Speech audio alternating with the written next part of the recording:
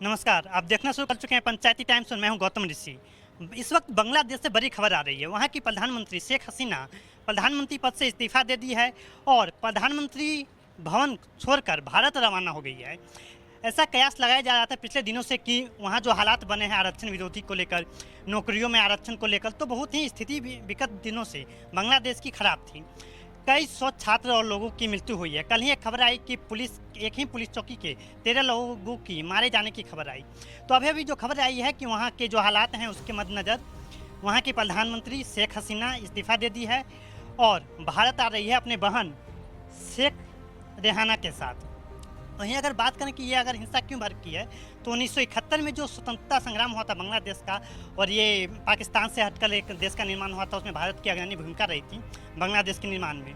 उस समय जो स्वतंत्रता सेनानी थे उसके परिवारों को 30% नौकरियों में आरक्षण देने का वादा किया गया था। इसी के खिलाफ वहाँ की सरकार के खिलाफ विपक्षी दल और छात्र संगठन भड़क उठे और बड़े पैमाने पर विरोध प्रदर्शन हो रहा था। कई हजारों लोगों के मारे जाने की भी सूचना रही है। इसी बीच विपक्षी दल और सेना के बीच बातचीत जारी है कि कैसे क्या करना है। अगर हम बात करें तो वहाँ के कट्टरपंथी जमाते इस्लाम भी प्रोटेस्ट के हिस्सा है और कुछ ही देर में वहाँ के जो वकारुज्जमान सेना प्रमुख हैं वो देश को बांग्लादेश को संबोधित कर सकते हैं। अब यह खबर थोड़ी देर में कंफर्म हो जाएगी कि शेख हसीना भारत ही आ रही है या कई किसी दूसरे देश जा रही है सेफ्टी के लिए, क्योंकि कई हजारों प्रदर्शनकारी बांग्लादेश के प्रधानमंत्री आवास में घुस चुके। वहीं नोबेल पुरस्कार विजेता बांग्लादेश के मोहम्मद यूनिस ने कल ही कहा था कि भारत को हस्तक्षेप करना चाहिए। एक्चुअली बात यह है कि पिछले सप्ताह जो साप्ताहिक प्रेस कॉन्फ्रेंस होती है भारतीय विदेश मंत्रालय की, उसमें भारत के विदेश मंत्रालय के अधिकारी ने कहा था कि बांग्लादेश का ये अंदरूनी मामला है।